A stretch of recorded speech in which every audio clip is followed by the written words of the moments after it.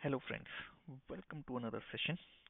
आइए अगला एक क्वेश्चन डिस्कस करते हैं कैश फ्लो स्टेटमेंट का, जो है हमारा आईसीआई के स्टडी मटेरियल से अगेन।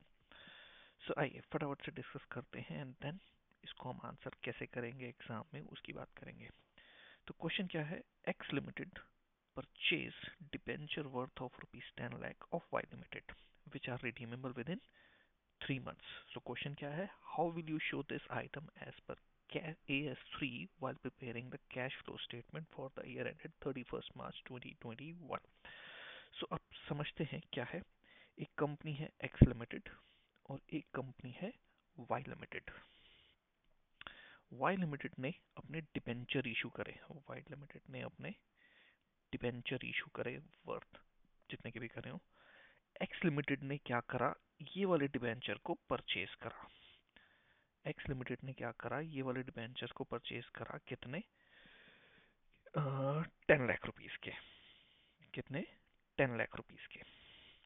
अब अगर क्वेश्चन यहाँ पे साइलेंट हो जाता, अगर वो आगे बात ही नहीं करता, सिंपली ये बोलता कि एक्स लिमिटेड ने वाई लिमिटेड के डिबेंचर परचेज करे 10 लाख के, तो जब भी एक्स लिमिटेड किसी और कंपनी के डिबेंचर्स, शेयर्स कुछ भी परचेज करती है तो वो किसका पार्ट बन जाती है? इन्वेस्टिंग एक्टिविटी का पार्ट बन जाती है।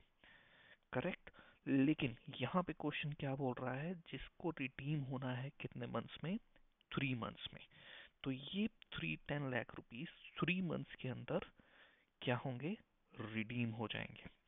करेक्ट। जब भी ये शॉर्ट टर्म 3 मंथ्स की बात कर रहा है, 3 मंथ्स में रिडीम करेंगे, तो ये किसका पार्ट बन जाता है? कैश एंड कैश इक्विवेलेंट का। करेक्ट। नॉर्मल होता तो हम किसका पार्ट बोलते? इन्वेस्टिंग एक्टिविटी पार्ट का पार्ट बोलते। लेकिन यहाँ पर कंडीशन क्या है? 3 मंथ्स की। क्या कंडीशन है? 3 मंथ्स की। इसलिए हमने उसको किस में क्लासिफाई करा? कैश एंड कैश इक्विवेलेंट में क्लासिफाई करा।